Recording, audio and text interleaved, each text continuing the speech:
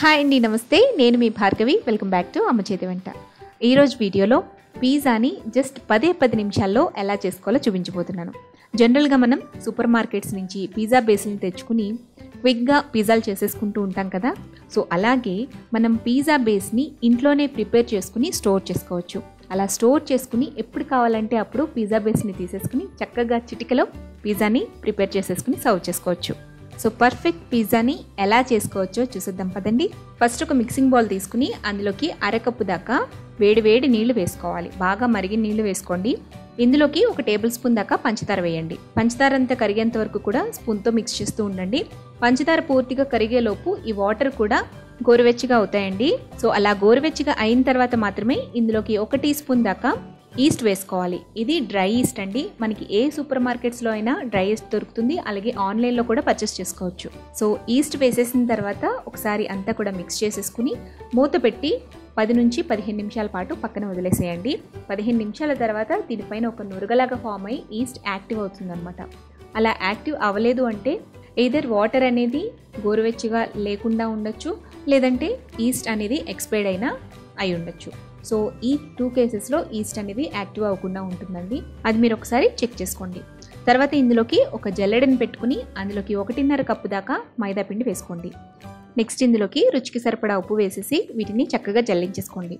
ఇలా జల్లించేసుకున్న తర్వాత పిండి మొత్తాన్ని కూడా సాఫ్ట్ డో లాగా ప్రిపేర్ చేసుకుని పెట్టుకోవాలి. పిజ్జా కోసం మనం ప్రిపేర్ చేసుకున్న డో అనేది మాయిస్ట్గా ఉండాలండి, డ్రైగా ఉండకూడదు.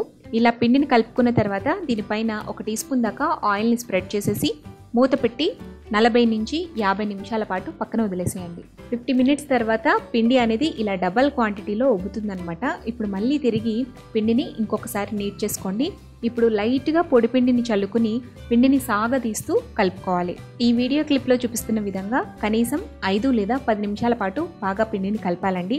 అలా కలుపుకున్న తర్వాత ఈ డోని 2 లేదా 3 ఈక్వల్ పార్ట్స్ కింద డివైడ్ చేసుకోండి. అంటే మీరు తయారు చేసుకునే పిజ్జా సైజ్ని బట్టి వీటిని డివైడ్ చేసుకోండి. నేనైతే 3 ఈక్వల్ పార్ట్స్ కింద డివైడ్ చేసుకున్నాను. ఇప్పుడు ఒక్కొక్కటిగా తీసుకుని పొడిపిండి చల్లుకుంటూ ఈవెన్గా స్ప్రెడ్ చేసుకోండి. కొంచెం మందంగానే స్ప్రెడ్ చేసుకోండి. ఇక్కడ నేను 2 టైప్స్లో పిజ్జా బేస్ని ఎలా చేసుకోవాలో చూపించబోతున్నానండి. ఫస్ట్ మనం పిజ్జా బేస్ తయారు చేసుకోవడానికి ఎందులో అయితే తయారు చేసుకోవాలనుకుంటున్నామో ప్లేట్ని కానీ ట్రేని కానీ తీసుకుని దానికి ఆయిల్ని గ్రీస్ చేసుకోండి. ఇలా గ్రీస్ చేసుకున్న తర్వాత మనం తయారు చేసుకున్న పిజ్జా బేస్ని ఆ ప్లేట్లోకి పెట్టి ఎడ్జెస్ అన్నిటిని ప్లేట్ అంచులకి స్ప్రెడ్ చేయండి. ఇలా స్ప్రెడ్ చేసుకున్న తర్వాత ఇక్కడ చూపిస్తున్న విధంగా ఫింగర్స్ తోటి కొద్దిగా లోపలికి ప్రెస్ చేయండి. నెక్స్ట్ ఇప్పుడు ఫోర్క్ తీసుకుని ఈ పిజ్జా బేస్ మొత్తానికి కూడా ఇలా హోల్స్ చేయండి. ఇలా పిజ్జా బేస్ని సెట్ చేసుకున్న తర్వాత దీనిపైన సరిపడా లిడ్ని కూడా అరేంజ్ చేసుకుని పెట్టుకోవాలి. ఇప్పుడు చూపించినది ఒక టైప్ అండి. ఇంకొక టైప్ పిజ్జా బేస్ ఎలా చేసుకోవాలో చూపిస్తున్నాను. ఫస్ట్ పిజ్జా బేస్ని ఇలా రోల్ చేసేసుకున్న తర్వాత మనం ఏ ట్రేలో అయితే ఈ పిజ్జాని పెట్టి బేక్ చేయాలనుకుంటున్నామో ఆ సైజ్ కన్నా కొంచెం ఎక్కువ స్ప్రెడ్ చేసుకోవాలండి. ఇలా ఎక్స్ట్రా వచ్చిన పిండి మొత్తాన్ని కూడా ఇక్కడ చూపిస్తున్న విధంగా లోపలికి ట్విస్ట్ చేసి ప్రెస్ చేయండి. ఇలా చుట్టూతా కూడా ఎడ్జెస్ అన్నిటిని కూడా ప్రెస్ చేసేసేయండి. అలా ప్రెస్ చేసిన తర్వాత మళ్ళీ తిరిగి ఒకసారి ఫింగర్స్తో క్లోజ్ చేయండి. ఇలా తయారు చేసుకున్న తర్వాత ట్రేలోకి కొంచెం ఆయిల్ని స్ప్రెడ్ చేసి అందులోకి ఈ పిజ్జా బేస్ని ఇన్సర్ట్ చేసేసేయండి. ఇప్పుడు ఫోర్క్తో ఈ విధంగా పోక్ చేసేసేయండి. సో ఇదొక పద్ధతి అనమాట. ఈ 2 పద్ధతుల్లో మీరు ఏదైనా తయారు చేసుకుని పెట్టుకోవచ్చు. ఇప్పుడు మనం దీన్ని డైరెక్ట్గా పెనం మీదే మనం బేక్ చేసేస్తున్నాము. దీనికోసం ఓవెన్ లాంటిది ఏమీ అవసరం లేదండి. సో పెనాన్ని స్టవ్ మీద ఉంచి హీట్ చేసుకున్న తర్వాత మంటని లో ఫ్లేమ్లోకి టర్న్ చేసేసుకుని దీనిపైన మనం అరేంజ్ చేసుకున్న ట్రేని కానీ ప్లేట్ని కానీ ఉంచేసి దానికి సరిపడా మూత పెట్టేసి 5 నిమిషాల పాటు లో ఫ్లేమ్లో కుక్ చేస్తే సరిపోతుందండి.